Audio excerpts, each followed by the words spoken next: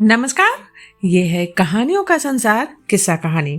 किस्सा कहानी में फिर से हाजिर हूं मैं भारती कुमारी, लेकर आप सबके लिए परिणीता। आज परिणीता का 14वां भाग होगा। पिछले भाग में आपने सुना कि पिछले भाग में भी वही शेखर के मन के उथल पुथल की चर्चा की थी लेखक ने, और शेखर को अपनी माँ के माध्यम से एक नई बात पता चलती है कि ललिता और गिरीन्द्र की शादी तय हो गई है। शेखर की माँ बताती है शेखर को कि ललिता एकदम सूख कर कांटा हो गई है, उसके कपड़े भी फटे हुए हैं और ऐसा लगता है जैसे वो अपने खाने पीने का ध्यान नहीं रख रही है। इस बात से शेखर बहुत व्यथित होता है मन में, लेकिन वो ये भी जानता है कि वो कुछ भी नहीं कर पाएगा, कुछ भी नहीं। अब आगे कोई हफ्ते भर बाद की बात है। शेखर अपनी गाड़ी में ऑफिस से लौट रहा था। गुरुचरण बाबू के घर के सामने एक गाड़ी खड़ी थी, इसलिए शेखर को वहां उतरना पड़ा।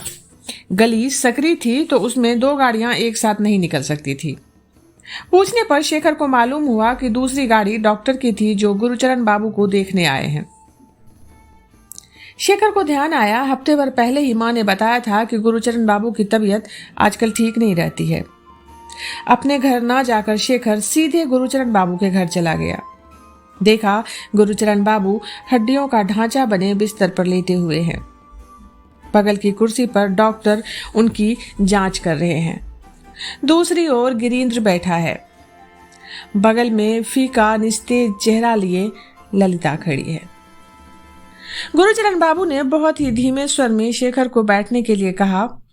ललिता ने पल्ला माथे तक खींच लिया और दूसरी ओर देखने लगी।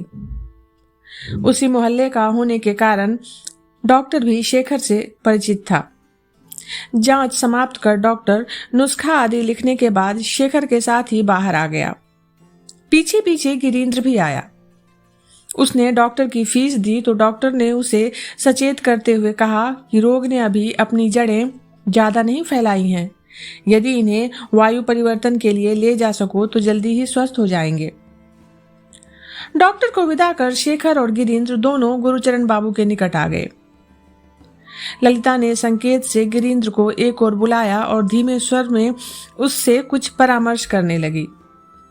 शेखर ललिता की इस निर्लज्जता को देखकर काठ हो गया। गुरुचरण बाबू ने दीवार की ओर करवट ले रखी थी।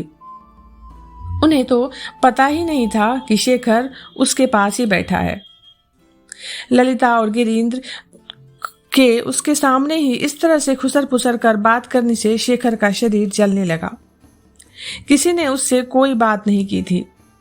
अपने को अपमानित महसूस करता हुआ वो उठा और चुपचाप घर से बाहर निकल गया। अपने घर पहुंचकर वो सोफे पर धम से बैठ गया। आज ललिता ने उसे देखकर माथे का पल्ला खींच लिया था और इस तरह उसकी ओर से मुंह फेर लिया था जैसे वो ललिता के लिए अनजाना और अपरिचित हो।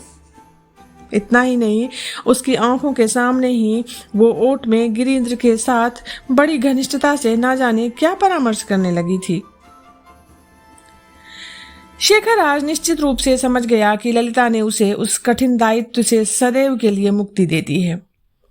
अब वो निश्चिंत होकर सांस ले सकता है।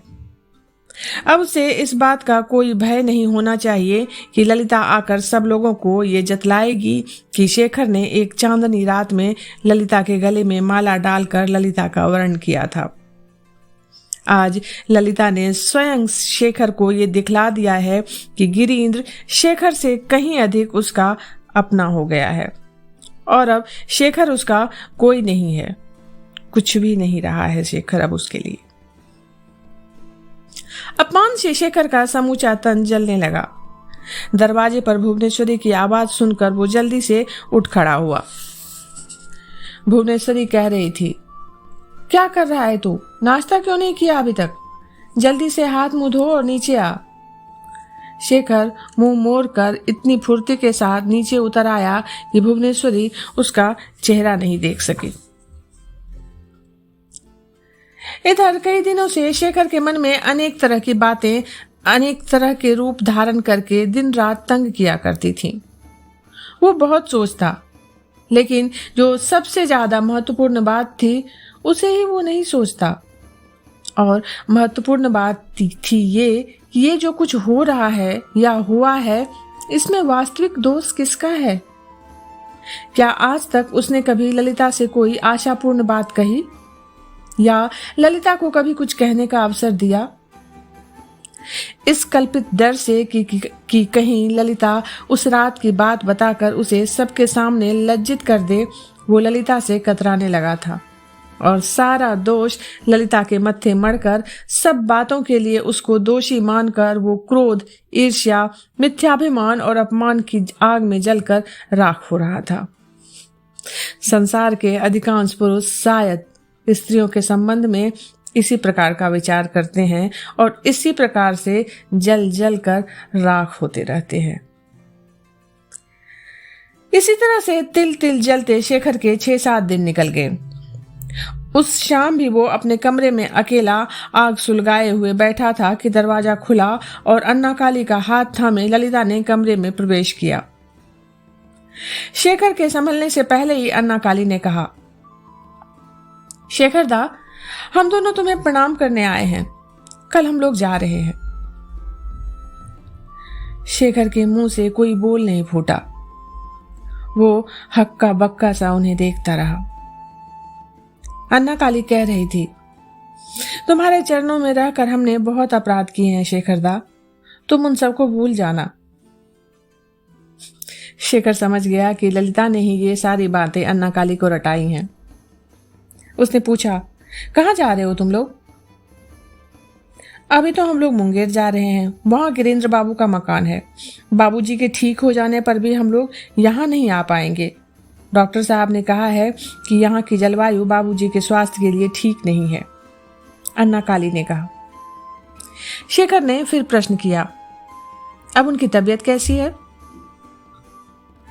पहले से कुछ अच्छी है, तभी तो हम लोग जा रहे हैं, अन्ना काली ने उत्तर दिया और अपने आंचल के अंदर से कई साड़ियां निकालकर दिखाते हुए कहा, ये सब ताई जी ने दी हैं। तब ललिता आगे बढ़ी, मेज पर एक चाबी रखते हुए बोली, तिजोरी की चाबी अब तक मेरे ही पास ही थी, इसे यहाँ रखे जा रही हूं। फिर एक फीकी हंसी के साथ बोली, लेकिन तिजोरी में एक भी रुपया नहीं है, सब खर्च हो गए हैं। शेखर ने एक लंबी सांस ली।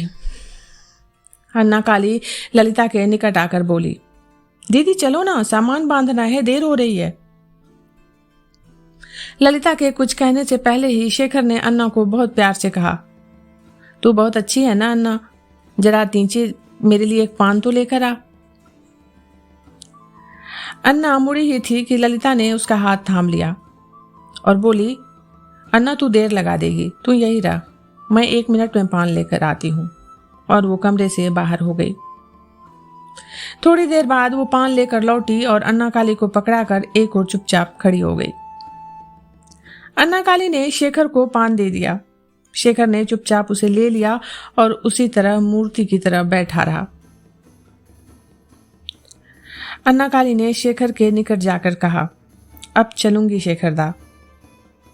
और उसने जमीन से सिर छुआकर शेखर को प्रणाम किया।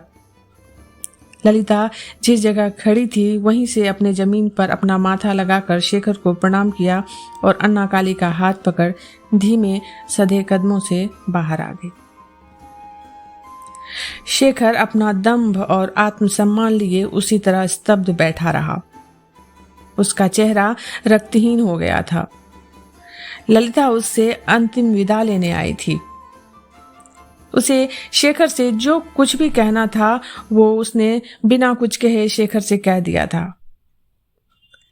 सत्य तो ये था कि ललिता चाहती ही नहीं थी कि कुछ बात उठे और उसे कुछ कहना पड़े, इसीलिए वो अन्ना काली को साथ लाई थी। कोई शिकायत या किए या उलाहना दिए बिना वो चुपचाप चली गई थी और शेखर को हमेशा के लिए परास्त कर गई थी। पराजित शेखर ना जाने कब तक उसी तरह संज्ञा शून्य बैठा रहा। परिणीता का ये भाग यहीं तक। अभी आप सुन रहे थे भारती कुमारी की आवाज में शरद चंद्र चट्टोपाध्याय का लिखा हुआ उपन्यास परिणीता। जल्दी ही मिलती हूँ नए भाग के साथ, तब तक आप सब जुड़े रहिए। किस्सा कहानी से।